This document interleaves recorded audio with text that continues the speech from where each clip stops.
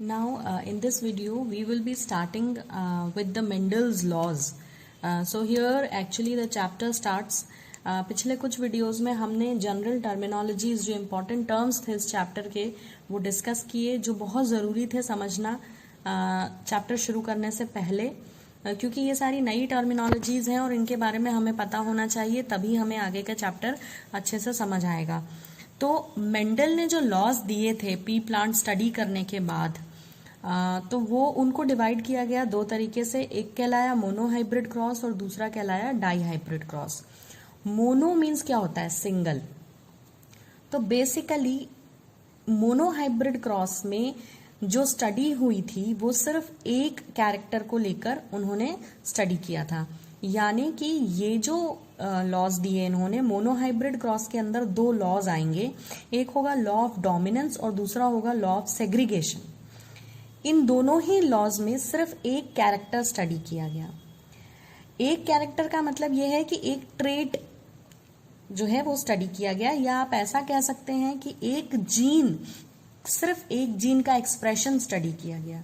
तो monohybrid cross में जो मोटिव था स्टडी का वो क्या था कि हम ये जाने, मेंडल ने ये कोशिश की कि कोई भी एक फॉर्म ऑफ जीन या ट्रेट या कैरेक्टर, जो भी शब्द समझ आता है वो बोल सकते हैं, कि वो कैसे अपने आप को जो है एक्सप्रेस करता है। ये बात उन्होंने समझाई मोनोहाइब्रिड क्रॉस में।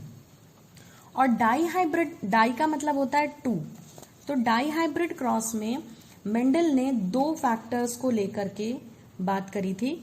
और डाईहाइब्रिड क्रॉस में तीसरा लॉ आता है मेंडल का, and that is law of independent assortment. इसमें जो है जब हम बात करेंगे तो इन लॉज को समझने से पहले हमें कुछ और बातें बहुत अच्छे से समझ लेनी पड़ेंगी। तो मोनोहाइब्रिड क्रॉस में मेंडल के दो लॉज आते हैं, पहला है लॉ ऑफ डोमिनेंस, दूसरा है लॉ ऑफ सेग्रीगेशन। और डाईहाइब्रिड क्रॉस में मेंडल का तीसरा लॉ आता है, and this is called as law of independent assortment. आप इनके नीचे ऐसा भी लिख सकते हैं कि monohybrid cross was talking about inheritance of one gene, inheritance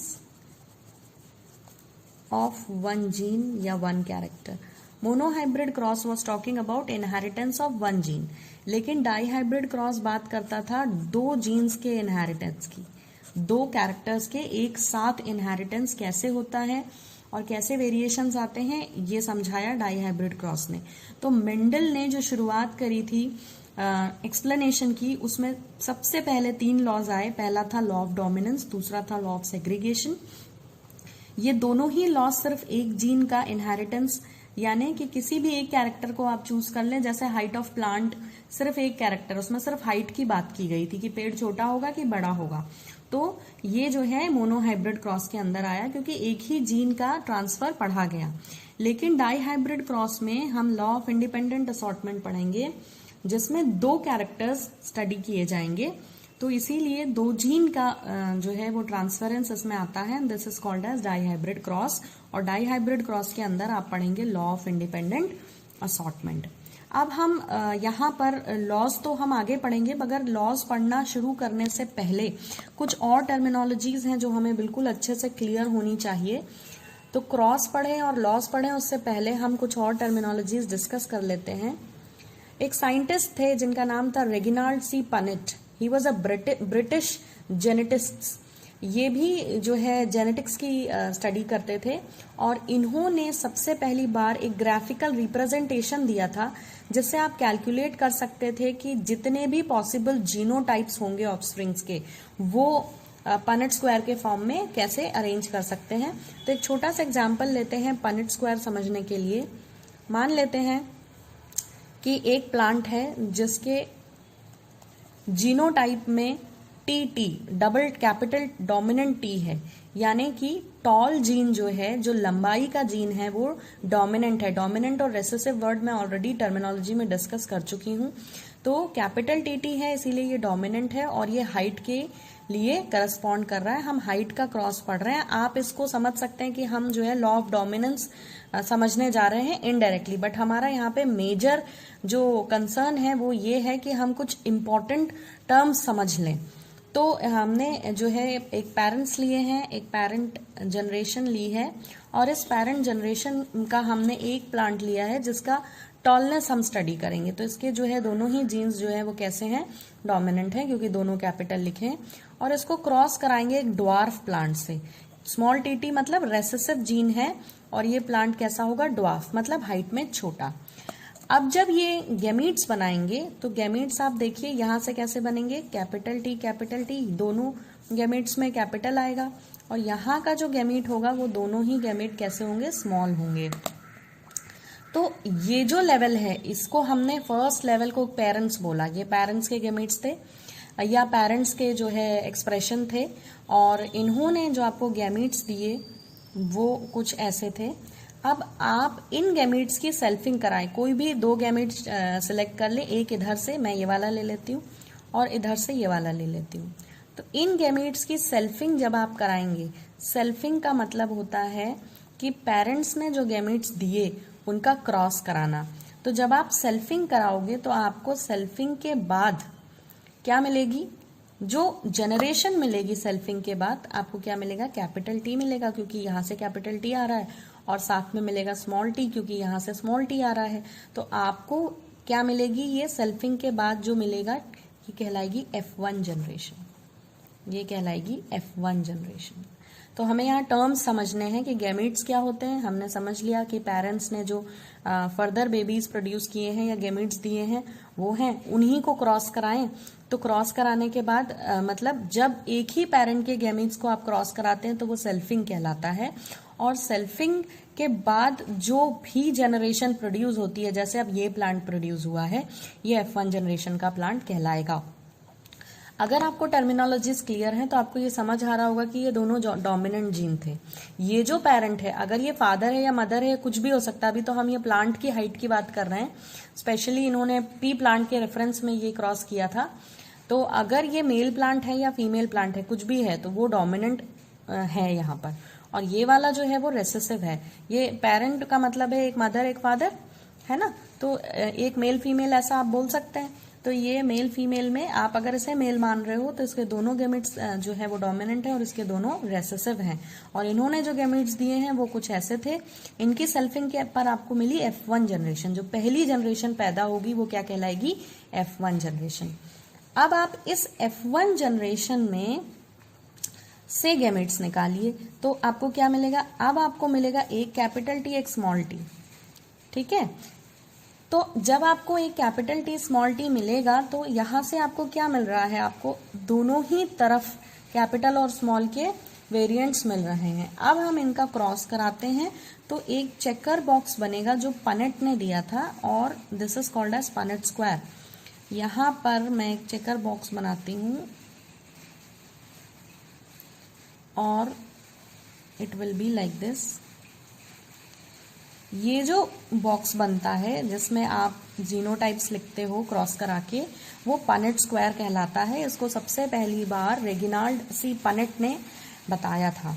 तो यहाँ पे देखिए आपके पास गैमेट्स क्या है, एक कैपिटल टी है, यहाँ एक स्मॉल टी है, और इस तरफ भी आपके पास एक कैपिटल टी है और एक स्मॉल टी है। ये क्या है, ये गैमीट्स हैं जो आपको F1 जनरेशन से मिले हैं। तो इसको मैं थोड़ा सा और एक्सप्लेन कर देती हूँ कि मान लेते हैं कि ये मेल गैमेट्स हैं, ये मेल गैमेट्स हैं, कैपिटल टी स्मॉल टी, और इधर आपने इसको एक फीमेल से क्रॉस कराया, वहाँ उसके पास भी एक कैपिटल एक स्मॉल है, यानी दोनों ही पेरेंट्स जो हैं क्या हैं, हेटेरोजाइगस टॉल हैं। इसको मैं एक बार और क्लियर करूंगी। देखिए ये दोनों ही कैपिटल हैं इसलिए ये होमोजाइगस टॉल है, ये दोनों ही स्मॉल हैं इसलिए ये होमोजाइगस ड्वार्फ है। दोनों गैमेट का अल्फाबेट जब कैपिटल हो या स्मॉल हो, दोनों ही कैपिटल या दोनों ही स्मॉल हो, तो वो सिचुएशन होमोजाइगस होती है। लेकिन दोनों टॉल हैं तो कहेंगे होमोजाइगस टॉल, और दोनों स्मॉल हैं तो कहेंगे होमोजाइगस ड्वार्फ, ठीक है। और यहाँ क्या है, यहाँ पर ये क्या, एक कैपिटल टी आने के कारण आपका पेड़ ये वाला तो टॉल होगा, लेकिन वो कैसा होगा, वो होगा हेटेरोजाइगस टॉल। कैसा होगा, हेटेरोजाइगस टॉल। क्यों, क्योंकि एक कैपिटल है एक स्मॉल है इसलिए हेटेरोजाइगस। लेकिन एक जीन भी अगर कैपिटल आता है, डोमिनेंट आता है, तो वो जो है डोमिनेंट वाले कैरेक्टर को एक्सप्रेस करता है, इसीलिए ये हेटेरोजाइगस टॉल होगा। अब यहाँ देखें, ये जो दोनों पेरेंट्स थे, अगर ये मेल है और ये फीमेल है तो दोनों ही हेटेरोजाइगस टॉल हैं, दोनों में ही एक एक रेसेसिव जीन है और एक एक कैसा है, डोमिनेंट है। तो जब आप इनका क्रॉस कराएंगे तो देखिए कैसे कराएंगे, इस टी को इस टी के साथ तो आपको यहाँ मिला कैपिटल टी टी, फिर इस टी को इस टी के साथ तो आपको मिला ये कैपिटल टी और स्मॉल टी, फिर आप करेंगे इस स्मॉल टी को इस कैपिटल टी से तो एक कैपिटल एक स्मॉल, और फिर इसको इसके साथ तो दोनों ही स्मॉल। तो आपको जो ये जनरेशन मिली है जो पनेट स्क्वायर में लिखी है, this is called as F2 generation, this is called as F2 generation. ठीक है, अब ध्यान से देखें, ये पेरेंट्स थे, पेरेंट्स के गैमेट्स की सेल्फिंग कराई तो जो जनरेशन मिली वो F1 जनरेशन, और F1 जनरेशन के गैमेट्स की सेल्फिंग कराएंगे तो मिलेगी F2 जनरेशन। ठीक है, तो अगर हम इसे ध्यान से देखें तो ये था क्या, मेंडल का monohybrid cross and law of dominance, इसी से एक्सप्लेन हुआ था। तो मेनली यहाँ पर समझने वाली बात यह है कि आपको टर्म समझ में आते हो, homozygous tall, homozygous dwarf, heterozygous tall, और अब हम इन चारों की बात करें जो हमें F2 जनरेशन का रिजल्ट मिला है, अगर हम उसे एनालाइज करें तो हम फिर उसके बारे में क्या कह सकते हैं कि हमें दो तरह की बातें डिस्कस करनी होती हैं। हमें एक मिला है जीनोटाइपिक रेशो, जीनोटाइपिक रेशो जो कि क्या है, देखें जीनोटाइप मतलब गैमीट्स, तो आपको मिला है एक तो एक प्लांट मिला है जिसमें दोनों ही कैपिटल हैं। ठीक है, तो ये आपका होगा होमोजाइगस टॉल। ठीक, उसके बाद ये मिला है आपको एक, आपको फिर कैपिटल टी स्मॉल टी दो बार मिला है, तो कैपिटल टी स्मॉल टी आपको दो बार मिला है, तो ये क्या होगा, हेटेरोजाइगस टॉल। टॉल तो होगा क्योंकि एक जीन डोमिनेंट आ गया है, मगर एक जो है वो स्मॉल लेटर है इसलिए ये रेसेसिव, ये अपना असर नहीं दिखा रहा, इसलिए आप इसे हेटेरोजाइगस टॉल कहेंगे, इसे होमोजाइगस कहेंगे क्योंकि दोनों ही जीन्स कैपिटल हैं या दोनों ही लेटर्स कैपिटल हैं। अब यहाँ पे एक आपको मिला है दोनों ही स्मॉल, तो ये क्या हो जाएगा, होमोजाइगस ड्वार्फ। तो आपका जीनोटाइपिक रेशो क्या हुआ मोनोहाइब्रिड क्रॉस के लिए, 1:2:1, कि आपको एक प्लांट प्योर टॉल मिला है, होमोजाइगस टॉल, दो प्लांट्स आपको कैसे मिले हैं, हेटेरोजाइगस टॉल, और एक आपको कैसा मिला है, ड्वार्फ। तो जीनोटाइप रेशो क्या होता है, जो जीन्स को एक्सप्रेस करता है, जो जीन्स के रेशो को दिखाता है। और एक और रेशो हम एक्सप्रेस करते हैं, ये मैंने टर्मिनोलॉजी में बताया हुआ है पहले ही, and that is phenotypic ratio या फिनोटाइप। तो फिनोटाइप में आप देखें ये प्लांट कैसा होगा, टॉल होगा, ये दोनों भी टॉल हैं, यानी यहाँ पे आपको एक टॉल मिला है, यहाँ पे आपको दो टॉल मिला है, और यहाँ पे आपको एक ड्वार्फ मिला है, एक छोटा पेड़ मिलेगा। तो फिनोटाइपिक रेशो क्या हो गया, आपको मिले 3 टॉल और 1 ड्वार्फ, तो फिनोटाइपिक रेशो हो गया 3:1। फिनोटाइप का मतलब होता है फिजिकल कैरेक्टर्स को एक्सप्रेस करे, तो फिजिकल कैरेक्टर देखने में कैसा हो गए, इनके जीनोटाइप तो अलग हैं, ये एक होमोजाइगस टॉल है, ये दो जो है हेटेरोजाइगस टॉल है, लेकिन जो है ये देखने में तीनों ही पेड़ कैसे होंगे, टॉल होंगे, इसलिए फिनोटाइप यानी फिजिकल अपीयरेंस का रेशो 3:1 होगा। तो this was actually mainly with respect to understanding F1 generation क्या है, F2 जनरेशन क्या है, पनेट स्क्वायर क्या है, ये जो अपन स्क्वायर बॉक्स बना के क्रॉस ओवर करते हैं, this is called as Punnett square.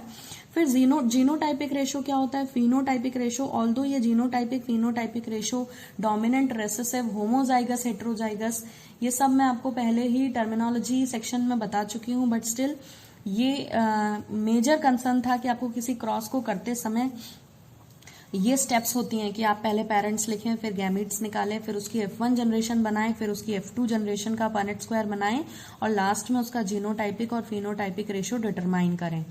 तो एक्चुअली इसमें हमने कुछ इंपॉर्टेंट बातें सीखी और वो थी कि हमें पता चला, मैं समराइज कर रही हूँ कि मेंडल्स ने जो है, मेंडल के 3 लॉज हैं बेसिकली। पहला है मोनोहाइब्रिड में 2 लॉज आते हैं जो एक ही जीन का इनहेरिटेंस डिस्क्राइब करते हैं, law of dominance and law of segregation. दूसरा है डाइहाइब्रिड क्रॉस जिसमें लॉ ऑफ इंडिपेंडेंट असॉर्टमेंट, हम आगे पढ़ेंगे, ये 2 जीन्स के एक्सप्रेशन की बात करेगा। फिर हमने ये जो क्रॉस देखा, ये लॉ ऑफ डोमिनेंस के लिए हमने ये क्रॉस किया था, बट हमारा मेन जो पर्पस था वो ये समझना था कि पनेट स्क्वायर क्या है, F1 जनरेशन क्या है, F2 जनरेशन क्या है, और जीनोटाइपिक और फिनोटाइपिक रेशो किसे कहते हैं। अब हमें एक बात यहाँ पर और ध्यान देनी है कि अगर हम लॉ ऑफ डोमिनेंस यहाँ समझना चाहते हैं, जो कि फर्स्ट लॉ ऑफ मेंडल कहलाता है, तो यहाँ पे हमने क्या देखा कि ये definition wise law of dominance क्या कहता है, वो ये कहता है कि it states that when two alternative forms of a trait, two alternative forms, एक टॉल और एक dwarf, two alternative forms of a same gene are present in an organism, only one factor express itself. देखिए दोनों ही present है, toll के लिए T भी present है और ड्वार्फ के लिए स्मॉल टी भी प्रेजेंट है, मगर कौन अपने आप को एक्सप्रेस करता है? F1 जनरेशन में कौन एक्सप्रेस करता है? जो डोमिनेंट आया है। डोमिनेंट कौन है? Capital T. छोटा टी भी है लेकिन ये पौधा छोटा नहीं हुआ, ये रेसेसिव नहीं है, ये ड्वार्फ नहीं हुआ, ये टॉल ही है। क्यों टॉल है? क्योंकि मेंडल ने कहा था लॉ ऑफ डोमिनेंस काम कर रहा है, जो डोमिनेंट होगा वो अपना असर दिखाएगा। तो डोमिनेंट कौन है? Capital T. इसीलिए यहाँ पे कैपिटल स्मॉल दोनों होते हुए भी पेड़ आपका टॉल ही हुआ, क्योंकि टॉल ने अपना डोमिनेंट होने के कारण अपना असर दिखाया, और ये स्मॉल वाला रेसेसिव है, इसका असर दब गया है, ये अपने आप को एक्सप्रेस नहीं कर पाया, इसीलिए ये ड्वार्फ नहीं है, ये टॉल है। जबकि इसमें गैमेट्स दोनों प्रेजेंट हैं, टॉलनेस के लिए कैपिटल टी भी है और ड्वार्फनेस के लिए स्मॉल टी भी है, पर ताकतवर कौन है? डोमिनेंट कौन है? Capital T. इसीलिए F1 जनरेशन में वो अपना असर दिखाता है जो डोमिनेंट होता है। यही था लॉ ऑफ डोमिनेंस कि मेंडल ने कहा F1 जनरेशन की प्रोजेनी में, this is F1 generation progeny, तो F1 जनरेशन में जो भी क्या होगा? डोमिनेंट होगा, वो अपना असर दिखाएगा, जबकि जो रेसेसिव होगा उसका जो है असर क्या हो जाता है? मास्क रह जाता है, मास्ड, MASKED, मतलब दब जाता है। And this law is used to explain the expression of only one of the parental character. यहां आपने सिर्फ एक ही पैरेंटल कैरेक्टर देखा है और वो है हाइट, ठीक है, तो हमने इसीलिए इसे मोनोहाइब्रिड क्रॉस कहा है, ठीक है। और यहां पर अगर हम ध्यान दें तो this law is actually used to explain the expression of only one of the parental character in a monohybrid cross in F1 generation and expression of both in the F2 generation. ध्यान से समझें इस line में क्या कहा गया कि F1 generation में केवल एक पेरेंट अपना कैरेक्टर एक्सप्रेस कर पाएगा। ध्यान दें, F1 जनरेशन में पेड़ सिर्फ टॉल मिले हैं आपको, जितने भी पेड़ मिलेंगे सबका जो जीनोटाइप है वो कैपिटल टी स्मॉल टी ही होगा, सब टॉल होंगे, सब हेटेरोजाइगस टॉल होंगे। यानी F1 जनरेशन में ये जो पेरेंट था ड्वार्फ वाला, वो अपना असर दिखा ही नहीं पाता। लेकिन जब आप F2 जनरेशन बनाते हो तो यहाँ पे दोनों ही अपना असर दिखाते हैं, और आपको टॉल और ड्वार्फ, देखो टॉल, ये 3 टॉल है और ये ड्वार्फ, तो आपको टॉल और ड्वार्फ दोनों पेड़ मिले। यानी जो फर्स्ट लॉ ऑफ इनहेरिटेंस है, वो लॉ ऑफ डोमिनेंस में आपको ये समझ आया कि F1 जनरेशन में सिर्फ एक पेरेंट जो डोमिनेंट है वो अपना असर दिखा पाता है, लेकिन F2 जनरेशन में दोनों ही अपना असर दिखाते हैं। और फिर हमें ये समझ आया कि जीनोटाइपिक रेशो हमें मिला है 1:2:1 और फिनोटाइपिक रेशो है 3:1। तो आई hope this law was clear. आपने समझा कि लॉ ऑफ डोमिनेंस क्या होता है and how it is a monohybrid cross because it is explaining only one character. और फिर हमने ये भी समझा कि F1 F2 जनरेशन क्या है, पनेट स्क्वायर क्या है, जीनोटाइपिक रेशो और फिनोटाइपिक रेशो क्या है। I hope this was clear. In further videos we will talk about the other 2 laws, that is monohybrid में लॉ ऑफ सेग्रीगेशन बचा हुआ है, और डाइहाइब्रिड क्रॉस में we will talk about law of independent assortment. तो that's all for this video. Thank you for watching.